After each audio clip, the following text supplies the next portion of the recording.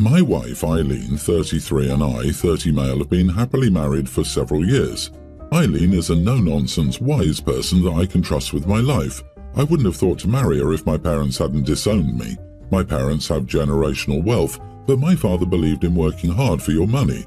I wasn't a good student and got bad grades, skipped class and got in trouble a few times. My parents sent me abroad for college because I would probably not pass the college entrance exam. All I cared about then was hanging with my friends and having fun. I scraped through college, but my father was furious that I hadn't graduated on time. He disowned me and I was cut off from family money. I'd known Eileen in college. She was very smart and dedicated. She wanted to become a doctor. She had an obvious crush on me. I knew that I would run out of money and my life would be rough if I didn't have someone to keep me in check. So I asked Eileen out and we were married in a couple of years.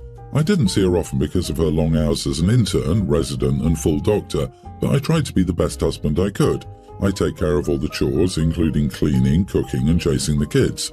My parents recently contacted me again. My father had a heart attack and it scared him into reaching out. We had a family dinner. My parents commented on Eileen as my choice of partner.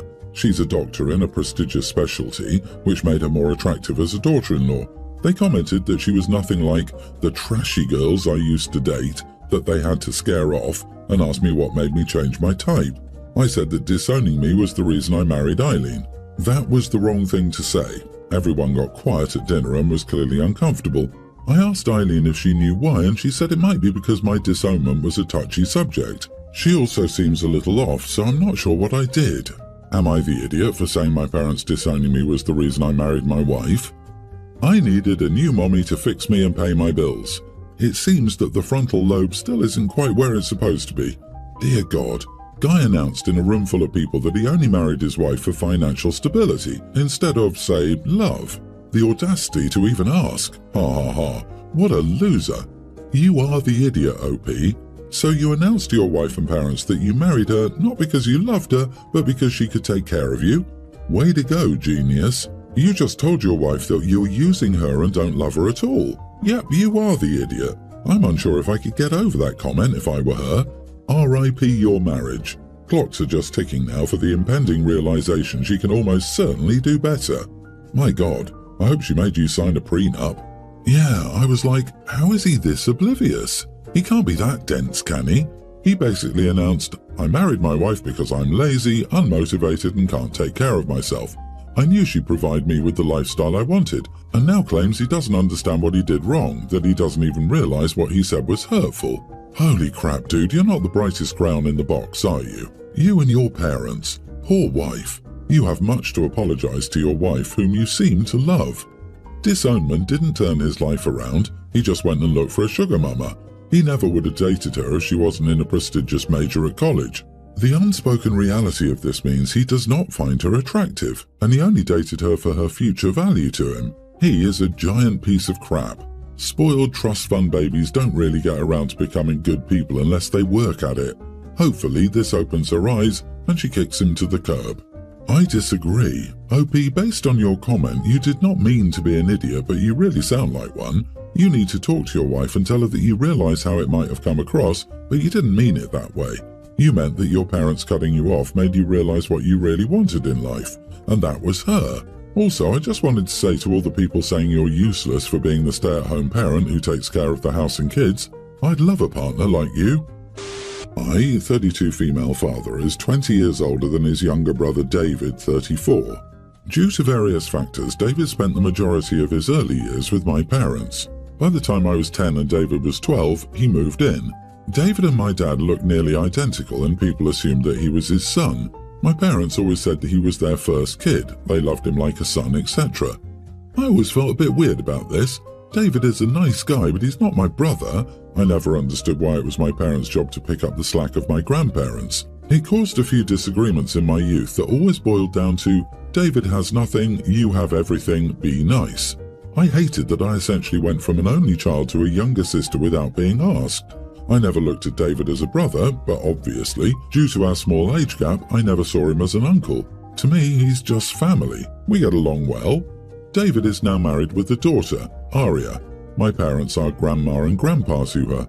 It feels strange that they've christened her as their first grandbaby, but I've accepted that I can't control how they feel and relate to David. So as long as when my husband and I have kids they're the same to them, and I know they will be, that's fine. The real issue is that David, his wife, and my parents have tried making me Aunt Tabitha. I don't like it. Aria isn't my niece. I tried to just refer to myself as my first name with her, but the hint wasn't going through. As Aria is too little to speak, an infant, I plan to let it go for now. Yesterday we were at my parents'. Aria was being fussed over as usual. When it came time for David and his wife to help unwrap the gift my husband and I got her, David told Aria, "This is from Auntie Tabitha and Uncle Mike." Without thinking, I said, "Just Tabitha and Mike." David gave me an odd look and went back to unwrapping. Later on, privately, David asked if I was okay. I said, "Yes, why?" He said I got weird during gifts.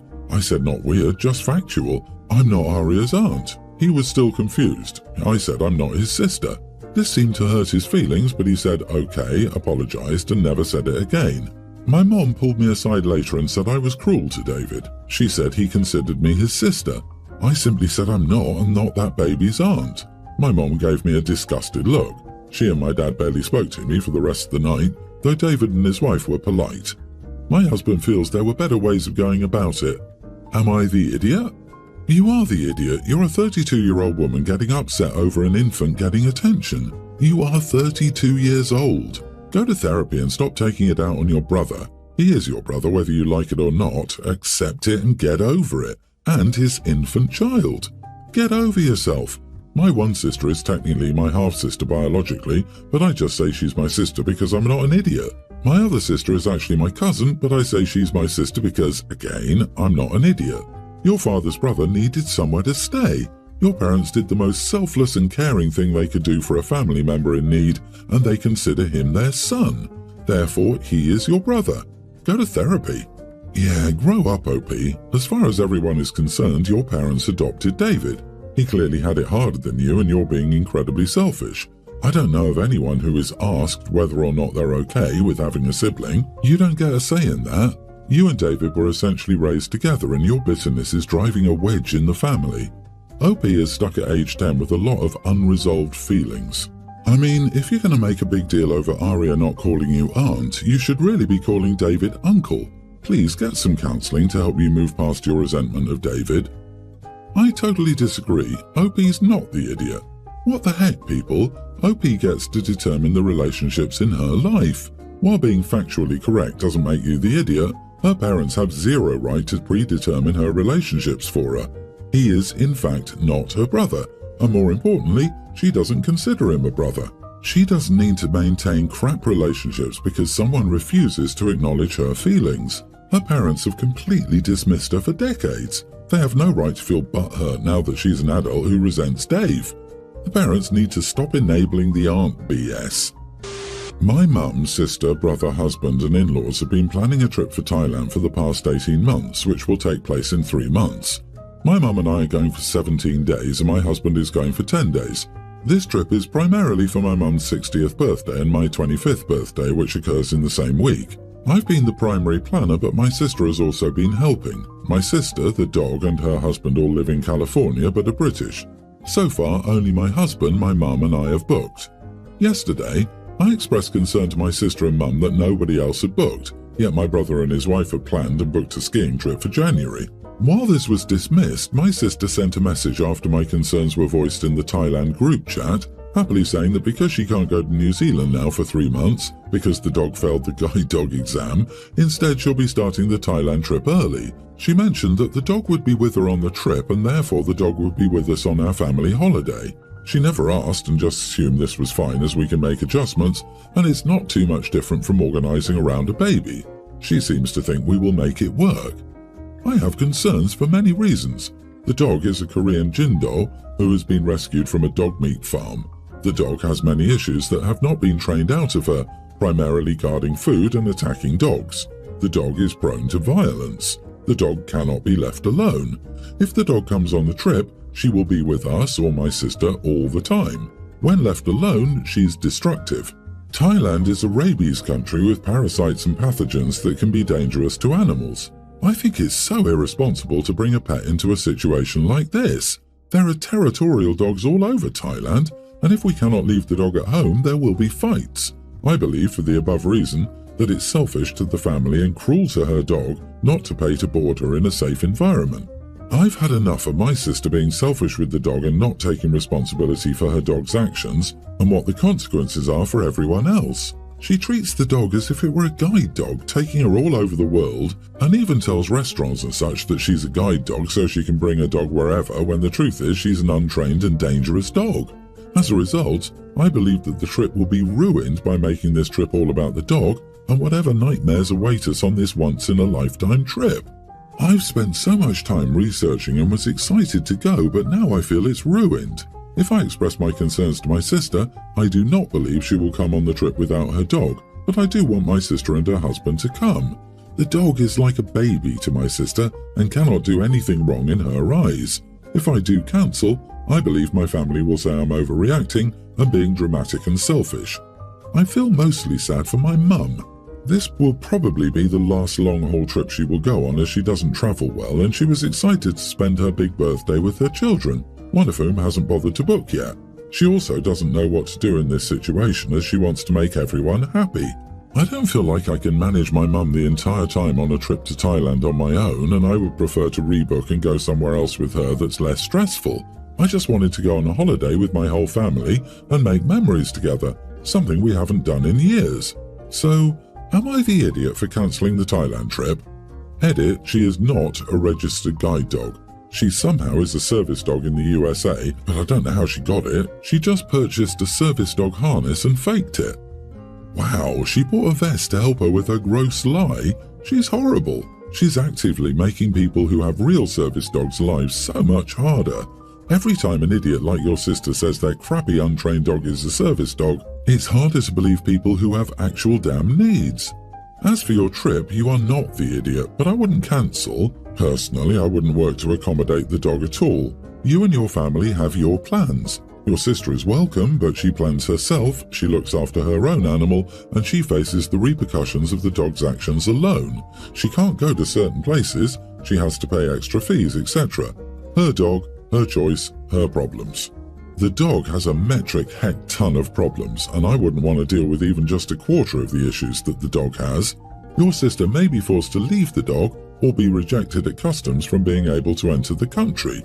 Any pets, and again Thailand doesn't recognize service or guide pets, especially ones without proper papers, have to have the accompanying import permits. Your sister is an idiot for faking service, guide animal qualifications, especially as she has a dangerous animal. It may be worth reminding her that the police there are not like the police in the US. They will 100% euthanize any violent animal, and she will likely face criminal charges should anything happen.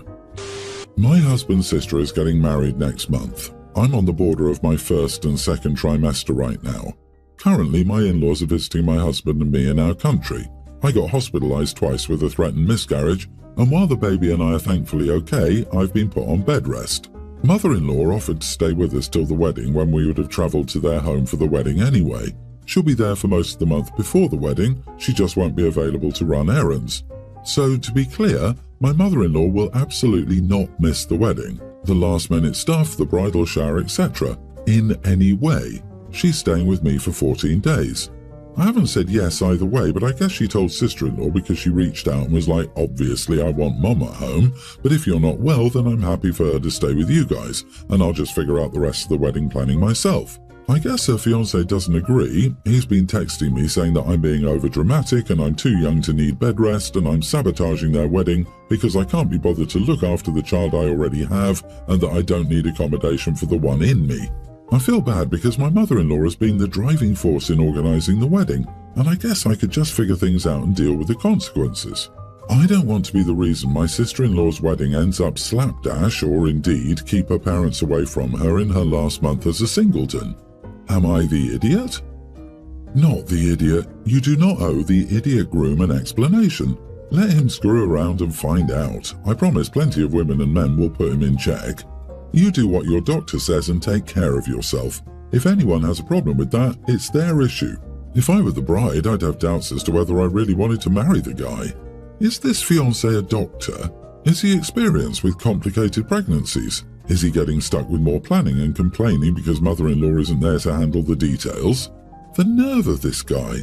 Mother-in-law is doing this willingly, so fiancé needs to step up and quit his griping. He's not a doctor but does have a PhD in being an idiot. I'd be texting sister-in-law to get her groom in check.